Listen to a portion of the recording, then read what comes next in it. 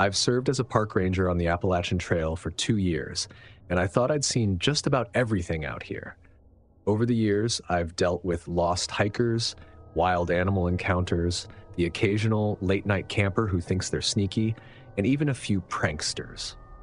But there's something about patrolling the trails at night that always keeps me on edge. It's not the usual animals or the rugged terrain. It's more about how the forest seems to come alive after dark. Some of my colleagues say the trail feels like a different world after sunset, and I'd never really understood what they meant until one strange, unforgettable night last fall.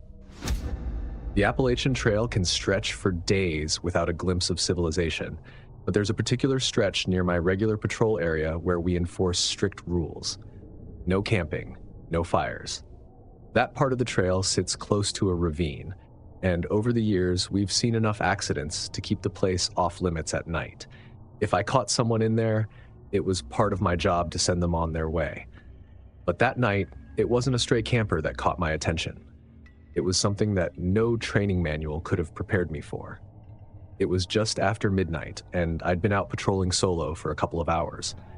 I was doing my rounds when I noticed a soft, flickering glow through the trees a bit farther off the main trail. At first, I thought my eyes were playing tricks on me. The light was faint, more like a shimmer, and the forest was dead quiet. Normally, you'd hear leaves rustling or some night creature rustling through the brush, but there was nothing. I kept walking, thinking maybe someone had broken the rules and set up a camp. It wasn't uncommon, especially with the kind of people who think they're above all the trail regulations. But as I got closer, I had a strange feeling about it. The light wasn't a typical campfire glow, nor did it look like someone's headlamp. It flickered and swayed like an old lantern. But who uses lanterns out here anymore? I stepped off the trail, keeping my flashlight pointed low to avoid giving myself away. The glow seemed to be moving deeper into the woods, like it was leading me somewhere, and I found myself following without really thinking it through. The beam would flash through the trees, just far enough that I could never quite make it out clearly, but each time I thought I'd lost it, it would flicker again, just a bit farther ahead. I'm a rational person, or at least, I like to think I am, but the whole situation made no sense. No one was supposed to be out here, especially not with an old lantern, and every logical part of me wanted to turn back. But there was something about that light, the way it just kept drawing me in. I told myself I'd just take a closer look, make sure no one was setting up a rogue campsite, and then head back to the main trail. Easy enough. As I got deeper, the air felt denser, heavier somehow. My breathing sounded too loud in the silence. It felt like I was being pulled along, and then suddenly, the light disappeared. I stopped right where I was, scanning the trees, wondering if maybe whoever it was had finally noticed me and turned their lantern off. But as I stood there listening, I noticed another strange thing. There wasn't a single sound around me. No insects, no breeze rustling the leaves, nothing. It was like the whole forest had gone silent. I kept walking, slower now, straining to see or hear any sign of life. Then, as suddenly as it had disappeared, the light flickered back on. Farther away this time, almost as if it was testing me, seeing if I'd keep following. I hesitated, but I'd already come this far.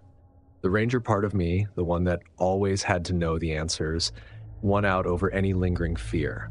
I needed to see what was going on. The closer I got to the light, the more the forest seemed to close in around me. Branches seemed to stretch out of nowhere, brushing against me. The underbrush grew thicker, and I had to move carefully, stepping over roots and ducking under low-hanging limbs. Then, without warning, the light stopped moving. It hung there, suspended in the darkness, flickering faintly like an invitation. I stepped closer, trying to stay calm, but just as I got within a few yards of it, the light blinked out again, leaving me standing in pitch black. The sudden darkness made my heart jolt, and I quickly turned my flashlight on full beam, sweeping it through the trees, hoping to catch a glimpse of whoever or whatever had been holding that lantern. Nothing. Just empty trees and shadows. I muttered to myself, trying to keep my cool. "All right, whoever you are, you got me." My voice sounded too loud in the stillness, but there was no reply. I figured I'd give it one last scan before heading back, so I took a few steps forward, turning in a slow circle as I swung the flashlight. But as I was about to head back, a faint glint caught my eye. I took a step closer and froze. In the beam of my flashlight, hanging from a low branch just a few feet away, was an old rusted lantern. It looked ancient, something out of another time, with glass panels covered in grime and a handle that looked like it hadn't been touched in years.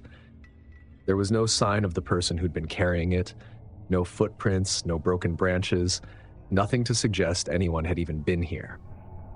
The lantern just hung there, swaying slightly as if caught in a gentle breeze. Only there was no wind. I don't know how long I stood there, staring at that lantern hanging from the branch. My whole being was telling me to get out of there, but I couldn't bring myself to turn my back on it. My duty as a ranger held me there, rooted to the spot. I was terrified. Every shadow around me felt like it was closing in, but I couldn't ignore the safety risk. The thought of an unattended flame in the middle of these woods kept me from walking away. Reluctantly, I took a few steps closer and reached out to grab the handle. The lantern was heavier than I expected, cold and rusty to the touch. With one last look around, I twisted the knob to put out the flame, plunging everything into darkness. I quickly set it back on the branch, wiping my hands on my pants, and started backing away. As I made my way back to the main trail, every few steps I'd look over my shoulder, expecting to see that eerie light flicker back to life behind me. By the time I made it back to the main path, dawn was just starting to break. I don't think I've ever been so relieved to see the sun creeping up over the horizon. I didn't tell anyone about the light right away. I wasn't even sure what to say, and I figured no one would believe me. But the whole thing just gnawed at me. The next day, I went back out to that part of the trail, trying to find any evidence that someone had been camping or hiking out there. But there was nothing. No fire pit, no trash, no footprints. Just an empty stretch of forest that looked like it hadn't seen a person in years. I still work that same area, and I keep my night patrols, though I've never seen the lantern again. But every once in a while, when I'm out there alone in the dark, I'll catch a flash of light through the trees. Just a glimpse, a flicker, as if something's still out there, waiting for me to follow. And now, whenever I see a glint or a shimmer deep in the forest at night, I keep my distance. I tell myself it's just the reflection of my flashlight or maybe another ranger.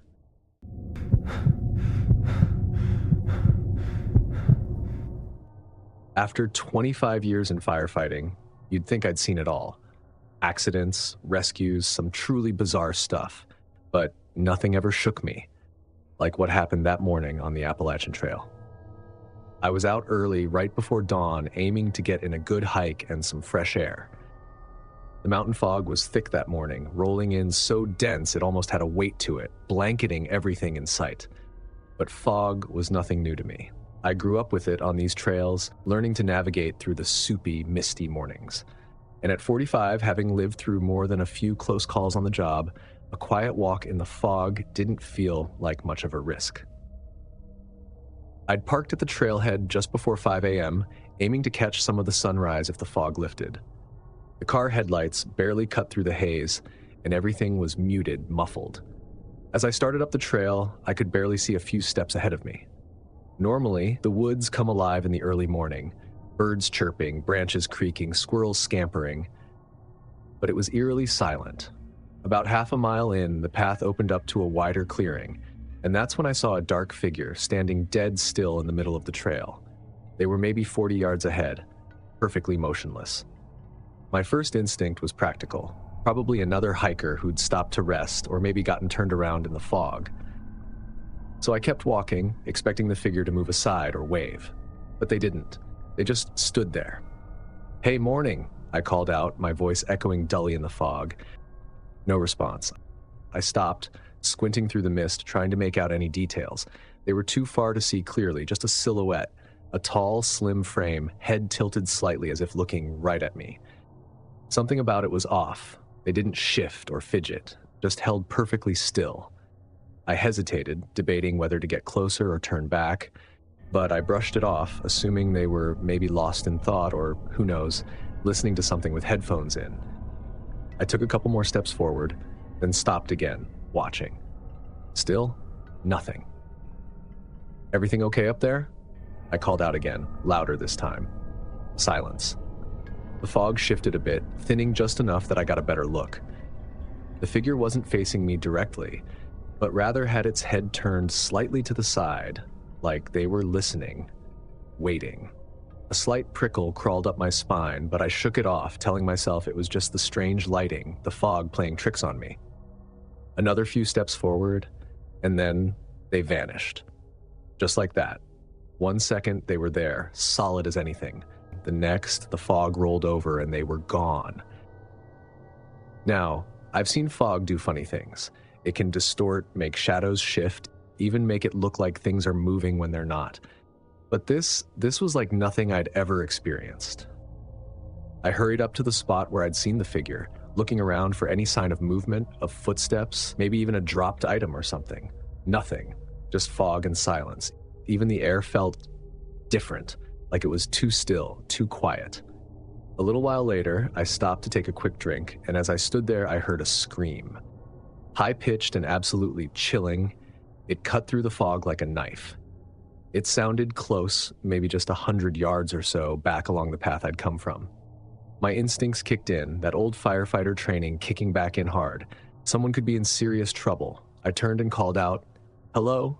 Where are you?" There was no answer, just silence. I waited, straining my ears, but the scream didn't come again. I didn't like the idea of ignoring what I'd heard, though.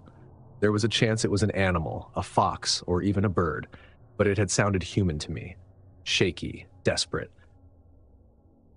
Against my better judgment, I left the trail and stepped into the woods, moving in the direction I thought the scream had come from. It was risky. Wandering off in this fog could mean getting lost, and I knew the dangers of that all too well. But that scream was etched into my mind, and I couldn't just walk away from it. As I pushed through the dense undergrowth, I kept calling out, hoping someone would respond. The fog made it feel like I was trapped in a maze. Every tree looked like the last, and soon enough, I'd lost sight of the trail entirely. That's when I heard a rustling up ahead. The sound grew closer. Branches snapped underfoot, like someone or something was moving toward me. But I couldn't see anything in the thick white blanket around me. I called out once more, "Is someone there?" Silence again, then another snap. I braced myself, trying to make sense of the sounds. The rustling grew louder, coming from different directions now, almost like there were several sets of footsteps moving around me, circling. I took a few steps back, searching for any sign of movement. And then, nothing. The sounds stopped. I stood there, heart hammering, waiting. "All right," I muttered to myself, "time to head back." I turned around, figuring I'd retrace my steps and find the trail, but that plan was easier said than done. The fog seemed thicker now, swallowing up the landscape around me, making it impossible to see more than a few feet in any direction. I started walking, trying to keep my movements steady, hoping I'd recognize something. A tree, a rock, anything to guide me back to the trail. Just as I started to get my bearings, there it was again. Another scream, piercing and desperate, echoing through the fog. It was closer this time, and my instincts flared up, urging me to move faster. But I couldn't shake the feeling that something wasn't right. The scream had sounded the same as before, the exact same pitch and tone, like it had been played back on a recording. It didn't feel real. I pressed on, more cautiously this time, and then, through the mist, I spotted the figure. Standing just a few yards away, barely visible in the dense fog, it was the same as before, unmoving, its outline fuzzy and distorted, and once again, it stood there, completely still, facing me. My first thought was that it might actually be someone lost, someone in need of help. But as I squinted, trying to make out the details, a cold realization set in. There was no color, no features, just a faint, pale outline, almost like a shadow. I took a step back, and the figure seemed to dissolve once more, blending into the fog until it was gone. Every instinct in my body was telling me to get out of there, but I couldn't find the trail. I couldn't even tell which direction I'd come from. Finally, I managed to find a slight break in the trees that looked familiar. I followed it, hoping it would lead me back, and after a few minutes, I found the trail again. Relief washed over me, but I didn't feel safe just yet. As the sun was getting higher, the fog began to lift and the trail became clearer. I picked up my pace, eager to put some serious distance between me and whatever I'd just run into. I didn't stop walking until I was well past the section of trail where I'd seen the figure, back in the open air where the fog had started to thin out. I whipped around, scanning the empty trail, and there was nothing. No one. I wanted to believe it was just the wind, a trick of my tired mind. But deep down, I couldn't shake the feeling that I'd stumbled onto something beyond my understanding. I didn't let myself linger after that. The sound of my own footsteps was somehow comforting. I kept them steady, rhythmic, trying to shake the memory of that desperate scream and the figure that had stood watching me in the fog. Once the sun was high enough that the trail was fully visible, things felt almost normal again. The birds had started singing, the trees seemed to relax, and the eerie silence that had haunted me earlier had melted away.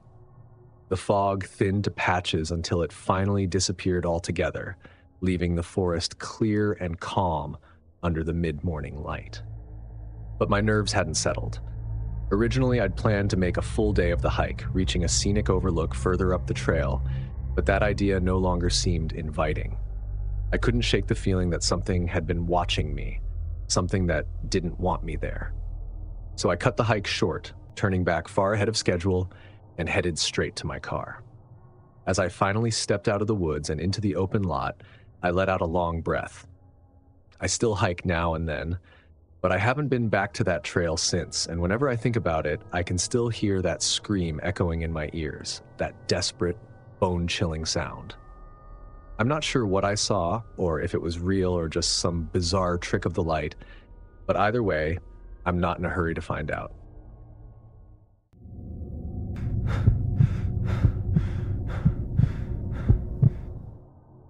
I'd been organizing this Appalachian Trail hike for quite a few months.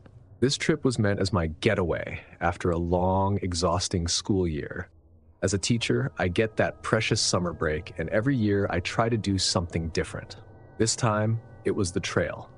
I wanted to lose myself in nature, maybe clear my mind before the chaos of the next school year hit. And hey, the chance to say I'd hiked part of the Appalachian Trail sounded pretty great. In the first few days, I was covering a few miles each day, pacing myself and enjoying every bit of the wilderness. Every now and then I'd come across another hiker, but mostly it was just me, my backpack, and the trail. At night, I'd set up my little tent, read a bit, and drift off under the stars. It was peaceful, almost like I was stepping back in time to a place where everything was simpler. On the third day, I came across a narrow, unmarked trail off to the side. It was tucked between two large trees, with branches arching overhead, almost like a doorway. I wouldn't have even noticed it if I hadn't stopped to adjust my pack. The trail didn't look like part of the main route, but I couldn't help myself. Curiosity got the better of me. I figured it was maybe a shortcut to a viewpoint or something worth checking out. I mean, I'd come all this way to explore, right? As I started down the side trail, the dense forest seemed to close in around me. It was quieter here, somehow. The canopy was thicker too, blocking out most of the sunlight, but I convinced myself it would open up soon, and that I'd get to a nice view, maybe even a clearing. A few minutes in, I started to realize the trail was getting narrower. The trees on either side felt like they were closing in. Bushes crowded the path, forcing me to duck and sidestep around branches. The packed dirt underfoot turned to patches of mud, with odd roots poking out like tripwires. About half an hour into the trail, I began to second-guess my decision. It didn't seem to be leading anywhere, just winding deeper into the woods, becoming less defined with every step. I'd noticed it earlier, but now it was undeniable. The trail was disappearing, almost like it was being swallowed up by the forest. It didn't even feel like a trail anymore, just a gap between trees. The unsettling part? I could have sworn I heard footsteps behind me. Every time I stopped to listen, though, the sound stopped too. I thought it might be an echo of my own steps, but after a while it was clear that wasn't it. Someone or something was pacing me, and it seemed to know when I was listening. I tried to brush it off as my imagination, but that only worked for so long. Eventually, I turned around, expecting to see a deer or some other animal lurking. But there was nothing. Just trees and shadows. I took a deep breath and kept moving, forcing myself to focus on finding a way back to the main trail. I'd had enough of this little detour. After about an hour, it hit me that I was completely lost. I'd been trying to retrace my steps, but everything looked the same. Trees, bushes, shadows, no landmarks, no clear path. My phone had no service, and the GPS was as confused as I was. Every time I thought I was back on track, I'd come across the same fallen log or twisted tree, like I was going in circles. The footsteps started up again, and this time, they didn't stop. I could hear them clearly, crunching through leaves, snapping twigs. They'd get closer, then fade away, only to start up again a few minutes later. I shouted out a few times, hoping it was another hiker, but there was no response. Just that eerie silence, broken only by those steps. Panic started to set in. I was miles from the main trail, hours from anyone who might hear me if I called for help, and the daylight was fading. The last thing I wanted was to be stuck here overnight, especially with whatever was out there watching. I kept moving, though. I told myself I just had to keep going, that I'd eventually find my way back. But with every step, that hope faded. The footsteps continued, and I swore I could see movement in the trees, shadows darting between the trunks. I couldn't shake the feeling that someone was following me, matching my pace. Just as the sun started to sink out of sight beyond the horizon, I stumbled into a small clearing. I felt a huge weight lift off my shoulders. It was the first break in the forest I'd seen in hours. I dropped my pack and took a moment to catch my breath, hoping that maybe, just maybe, I'd find some landmark or clue to help me get back on track. That's when I saw a faint trail leading out of the clearing. It didn't look like much, but it was something. I grabbed my pack and started down it, my steps quick, my eyes darting around, expecting to see those shadows closing in. But then the trail vanished again, swallowed up by the forest. I stopped, trying to get my bearings, when I heard a low whisper, soft and almost melodic, drifting through the trees. I couldn't make out the words, but it sounded inviting, like it wanted me to follow. I took a step forward, drawn to the sound. It led me deeper, winding through the trees, leading me farther from the main trail, farther from safety. And then it stopped. The silence was deafening. I was alone, completely and utterly alone. The realization hit me like a ton of bricks. I had no idea where I was, no idea how to get back. And now, with the sun gone and the forest cloaked in darkness, I was at the mercy of whatever was out there. I don't know how long I stood there, frozen in place, listening to the silence. But eventually, I forced myself to move, to keep walking, even though every instinct was screaming at me to run. The forest seemed alive, shadows shifting and twisting. I could feel it, something watching just beyond the edge of my vision. I stumbled, tripped, clawed my way through the darkness. Hours passed, I don't know exactly, I lost all sense of time. The forest seemed endless, stretching on forever like a labyrinth. And then, just as I was about to give up, I saw a faint glimmer of light, barely visible through the trees. I pushed forward, desperate for a way out. The light grew brighter, closer, until finally I broke through the trees and found myself back on the main trail. I don't know how I made it out, don't know what led me back. But as I stood there catching my breath, I knew one thing for sure. I would never, ever set foot on that trail again. The forest had shown me its true face, had let me glimpse the darkness that lay hidden beneath the trees. And I knew, deep down, that I was lucky to have escaped with my life. I can't shake the feeling that whatever's in those woods had let me go, almost as if it chose to. Since then, I've told anyone who asks about hiking the Appalachian Trail the same thing. Stick to the main trail. Don't wander down unmarked paths, and don't go looking for a better view. The forest there, it has a mind of its own. And trust me, it's best not to find out what happens when you go looking too deeply into it. The Appalachian Trail might be beautiful, but it hides secrets.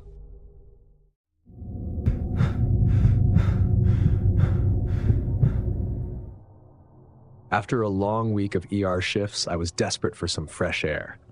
I'd taken on a last-minute overtime shift the night before, and my body was aching from the exhaustion. But the idea of being out in the open, surrounded by trees instead of fluorescent lights and monitors, sounded like exactly what I needed. I didn't plan for anything intense, just a short solo hike along one of the quieter parts of the Appalachian Trail in Maine. I packed a light bag, grabbed my water bottle, and set out early in the morning to beat any other hikers. This section of the trail was secluded, hardly touched by others, which was perfect for clearing my head. The first hour was peaceful, and I got lost in the beauty around me. The golden sunlight breaking through the tree canopy, the earthy smell of damp soil, the sounds of nature. It was exactly what I needed. I was well into the hike, maybe another hour past the trailhead, when I first noticed something off. Far off to my right, maybe 50 yards from the trail, stood a figure. At first, I didn't give it much thought, assuming it was another hiker who had gone off path for a bit of solitude. But something about their stance was unsettling.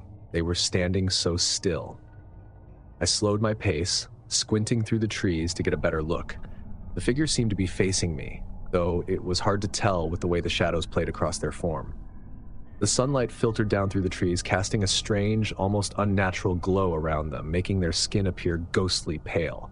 It was odd, and for some reason, I felt a prickling unease. "Hey!" I called out, hoping to shake off the discomfort creeping over me. "Are you okay?" No response. The figure remained motionless, staring in my direction. I couldn't even make out if it was a man or woman. They just seemed to be there, blending into the shadows, yet somehow standing out.